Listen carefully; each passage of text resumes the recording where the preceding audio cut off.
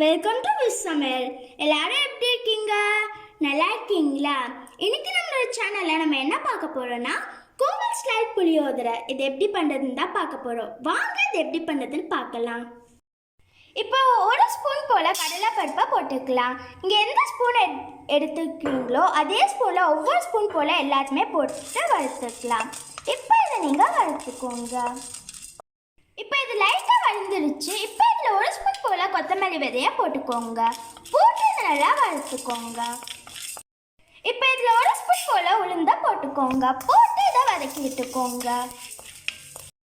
இது எல்லாத்தையுமே லோ ஃப்ளேம்லேயே வச்சுட்டு வறுத்துக்கோங்க. இப்போ இது நல்ல நேரம் ஆடிடுச்சு. இப்போ இதை எடுத்து தனியாக ஒரு பிளேட்டில் வச்சுடுங்க.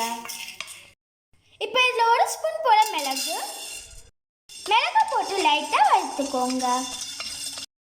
இப்போ இதை எடுத்து தனியாக வச்சுடுங்க. ஒரு அரை ஸ்பூன் போல் எல்லாம் சேர்த்துக்கோங்க. சேர்த்து இதை நல்லா வதக்கி விட்டுக்கோங்க. இது மாதிரி நல்லா பொரிஞ்சு வரும். அப்போ இதை எடுத்து தனியாக ஒரு பிளேட்டில் வச்சுடுங்க.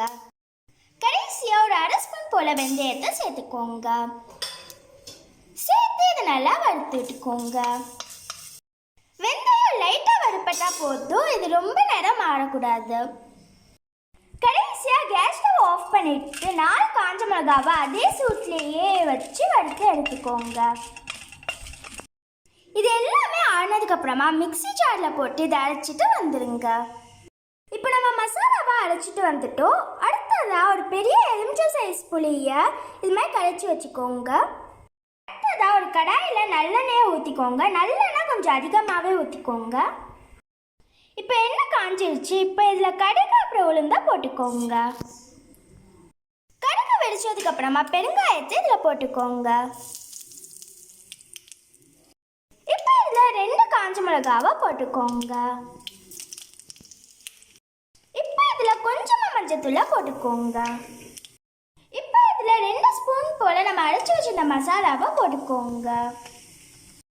போட்டு இதை நல்லா மிக்ஸ் பண்ணிக்கோங்க. இந்த டைமில் புளி கரைசலை சேர்த்துக்கோங்க. சேர்த்து இதை நல்லா மிக்ஸ் பண்ணிக்கோங்க. மசாலாவை போட்ட உடனே புளி கரைசலை போட்டுடணும். அப்படி இல்லைன்னா எண்ணெயில் அது கருகிடும். இப்போ புளி கரைசலுக்கு தேவையான அளவுக்கு உப்பை போட்டுக்கோங்க. போட்டு இதை நல்லா மிக்ஸ் பண்ணிக்கோங்க. இப்போ இது அப்படியே கொதிக்கட்டும். எண்ணெய் நல்லா மேலே தெரிஞ்சு வந்ததுக்கப்புறமா பார்க்கலாம். எண்ணெயில் நீங்கள் வதக்கும் போதே உங்ககிட்ட வேர்க்கடலை இருந்துச்சுன்னா அதை நீங்கள் போட்டுக்கலாம். நாங்கள் இதில் போடல. இப்போ இதில் கொஞ்சமாக தண்ணியை ஊற்றிக்கோங்க. ஊற்றி இதை நல்லா கொதிக்க வைங்க. இப்போ எண்ணெய் நல்லா மேலே தெரிஞ்சு வந்துருச்சு. இப்போ நம்ம கேஸ் ஸ்டவ்வை ஆஃப் பண்ணிடலாம். நாங்கள் இவ்வளோ அளவுக்கு சாதம் எடுத்துருக்கோம். சாதத்தை நல்லா விரையாக வடிச்சிக்கோங்க. நாங்கள் சாப்பாட்டு அரிசி தான் எடுத்திருக்கோம். சாதத்துக்கு தேவையான அளவுக்கு மட்டும் எடுத்து வச்சுருக்கோம். மிச்சத்தை நாங்கள் தனியாக எடுத்து வச்சுருக்கோம். தனியாக எடுத்து வச்சு அடுத்த நாள் கூட இதை நம்ம சாதத்துக்கு கூட பிசைஞ்சு சாப்பிட்டுக்கலாம்.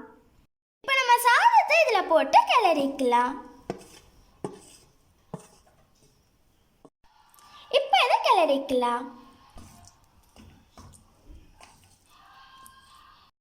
இப்போ இதை கிளறி ஆயிடுச்சு. இப்போ இதில் கருவேப்பிலையே போடலாம்.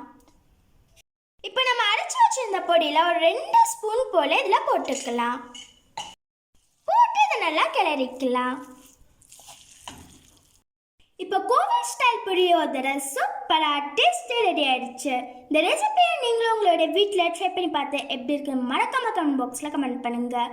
இப்போ உங்களுக்கு இந்த வீடியோ பிடிச்சிருந்துச்சுன்னா விஷ் சமையலை லைக் பண்ணுங்கள், ஷேர் பண்ணுங்கள், சப்ஸ்கிரைப் பண்ணுங்கள். அப்புறம் மறக்காமல் கூடவே இருக்கிற அந்த பெல் ஐக்கானே கிளிக் பண்ணிக்கோங்க. அப்போ தான் நாங்கள் போகிற வீடியோ நோட்டிஃபிகேஷனில் வரும். இன்னொரு வீடியோவில் அவங்கள நாங்கள் சந்திக்கிறோம். பாய்.